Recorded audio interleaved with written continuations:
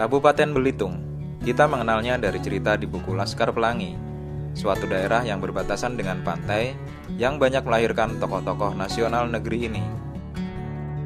Adalah Profesor Dr. Yusril Ihza Mahendra, ahli hukum tata negara terkemuka di Indonesia, lahir di Kampung Lalang, Manggar, Kabupaten Belitung, 5 Februari 57 tahun silam. Kampung Lalang Manggar, tempat Yusril menghabiskan masa kecilnya, adalah sebuah kampung yang berbatasan dengan pantai, di mana sebagian besar penduduknya berprofesi sebagai nelayan. Yusril kecil sering bermain di pantai bersama teman-temannya, sembari membantu para nelayan menurunkan ikan-ikan mereka. Sebagai imbalan membantu para nelayan itu, Yusril mendapatkan upah berupa ikan segar yang kemudian dimasak oleh ibunya sebagai lauk. Kehidupan nelayan dan pantai adalah kehidupan yang keras. Yusril kecil mengalami pahit getir kehidupan pantai yang penuh gejolak, layaknya ombak. Yusril kecil mengalami ketika teman sepermainannya hilang ditelan ombak dan jasadnya tidak pernah ditemukan. Juga menyaksikan bagaimana antar nelayan saling berkelahi dan ada yang terbunuh karena cekcok dan salah paham di antara mereka. Putra keenam dari Abah Idris Haji Zainal dan Uma Nursiha ini sering ikut ayahnya bekerja yang menjadi kepala kantor KUA di kecamatan di mana mereka tinggal. Ayahnya sering memberikan ceramah, khotbah sholat Jumat, ataupun mengajar agama di instansi-instansi seperti di lapas atau kantor polisi. Waktu ikut ayahnya mengajar agama di kantor polisi setempat, yang menjadi kepala polisinya dikenal dengan nama Pak Brewok. Pak Brewok adalah sebutan bagi Abdullah Paloh, ayahanda dari seorang yang sekarang kita kenal sebagai politisi dan pemilik bisnis media, Surya Paloh. Yusril kecil bersama 10 saudara kandungnya yang lain hidup dalam kesederhanaan dan keprihatinan. Mereka hidup dalam sebuah rumah berdinding kulit kayu dan beratapkan kayu sirap.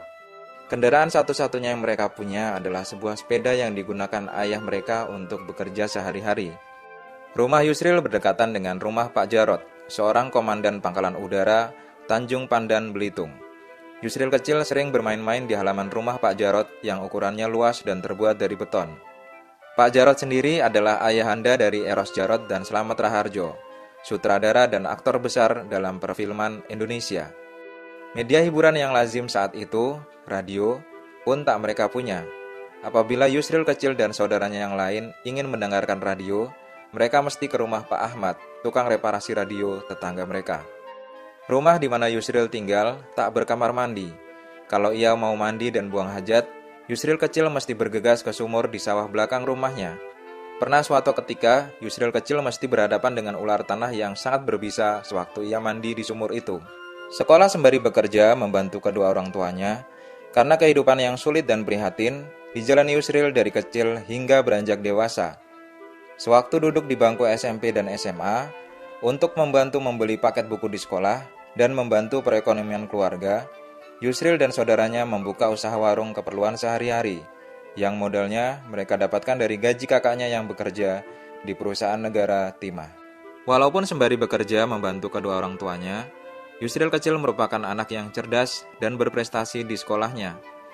Jiwa kepemimpinannya pun menonjol di antara teman sekolahnya.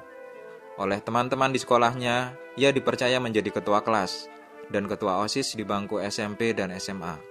Yusril kecil tumbuh ditempa oleh disiplin pendidikan agama sang ayah. Ayahnya lah yang mengajari Yusril piawai membaca Al-Quran, yang kelak menjadi bekal Yusril dewasa, mengajari jamaah Masjid Agung Al-Azhar Kebayoran Baru, belajar baca Al-Quran sewaktu ia merantau di Jakarta. Abah Idris Haji Zainal sang ayah pula lah yang menulari Yusril kecil gemar membaca dan menjadi kutu buku. Koleksi buku sang ayah cukup lengkap, meliputi buku-buku berbahasa Indonesia, Arab, Belanda, dan Inggris. Dari aktivitasnya menemani ayahnya membacalah, Yusril kecil bisa membaca dan menulis sebelum usianya cukup untuk masuk sekolah. Pengaruh keagamaan sang ayah cukup kuat pada diri Yusril. Pandangan keislaman sang ayah yang modern dan rasional menular pada pemikiran Yusril kemudian. Ayahnya yang selalu menjadi rujukan masyarakat untuk masalah-masalah hukum dan keagamaan mendorong minat Yusril untuk mendalami ilmu hukum dan mengantarnya kemudian menjadi ahli hukum terkemuka di negeri ini.